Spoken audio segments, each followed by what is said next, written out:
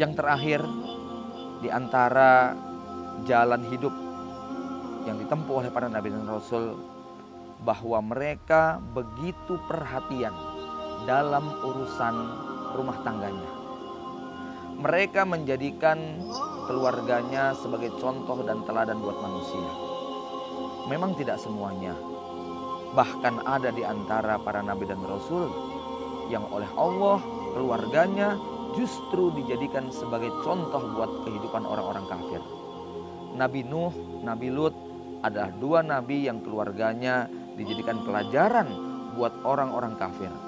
Daraballahu masalan lil ladina kafaru imra'ata Nuhin wa imra'ata Lut.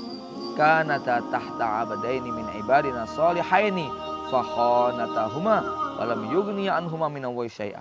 Allah membuat perumpamaan kepada orang-orang kafir, dua orang istri Nabi Nuh dan Nabi Lut, di mana mereka itu hidup di bawah seorang nabi, suaminya nabi dan rasul. Tetapi status sang suami yang menjadi nabi tak memberi faedah sama sekali ketika dia kufur kepada Allah dan Rasulnya. Karenanya pemirsa yang dimuliakan Allah, kita melihat pada kehidupan yang lainnya bagaimana Allah memuliakan keluarga Rasulullah SAW, bagaimana Allah memuliakan keluarga Nabi Ibrahim alaihissalam, bagaimana Allah memuliakan keluarga Nabi Yakub alaihissalam, bagaimana Allah memuliakan keluarga Imran. Al-Quran bertabur kisah kehidupan keluarga, dialog antara orang tua dengan anak, hal-hal yang berbau parenting, pendidikan keluarga. Ini menjadi sesuatu yang mendapat perhatian sangat serius. Maka kita lihat Islam adalah agama yang begitu peduli dalam urusan keluarga. Allah Subhanahu wa taala mengingatkan, a'udzubillahi minasyaitonirrajim, ya ayyuhalladzina amanu qu anfusakum wa ahlikum naro. Wahai orang-orang yang beriman, jagalah diri kalian dan keluarga kalian dari api neraka. Bukan hanya menjaga diri kita, bukan hanya kepentingan pribadi kita, tapi kita harus peduli dengan nasib keluarga kita.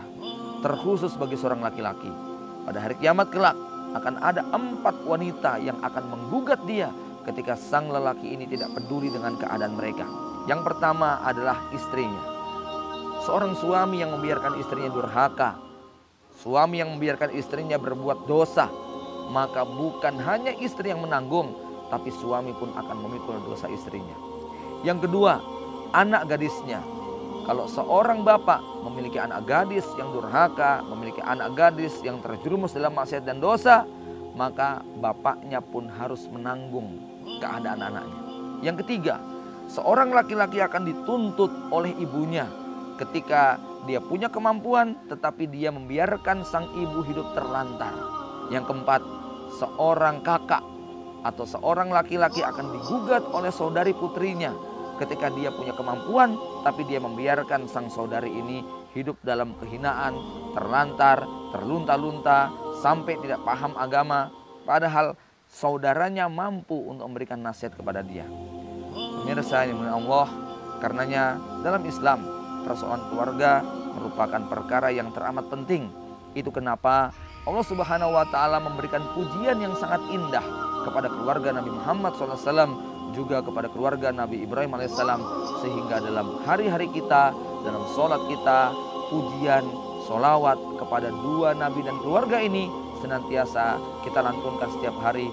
Allahumma sholli ala Muhammad wa ala Muhammad kama shollaita ala Ibrahim wa ala ali Ibrahim. Bukan hanya kepada Muhammad SAW, bukan hanya kepada Ibrahim alaihissalam, tapi juga kepada keluarga mereka, karena memang keluarga keduanya adalah teladan bagi kehidupan manusia. Pemirsa yang dimuliakan Allah, inilah makna jalan yang ditempuh oleh para nabi dan rasul. Maka ketika seorang mukmin berdoa ihdinas shiratal mustaqim, dia harus menempuh jalan ilmu, dia harus menempuh jalan dakwah, dia harus menempuh jalan maisha yang halal, dia harus menempuh jalan iqamatuddin, dan dia harus menempuh jalan pendidikan keluarga yang maksimal. Demikian makna dari doa-doa yang kita baca. Semoga Allah Subhanahu wa taala memampukan kita untuk tetap berada di atas shiratal mustaqim.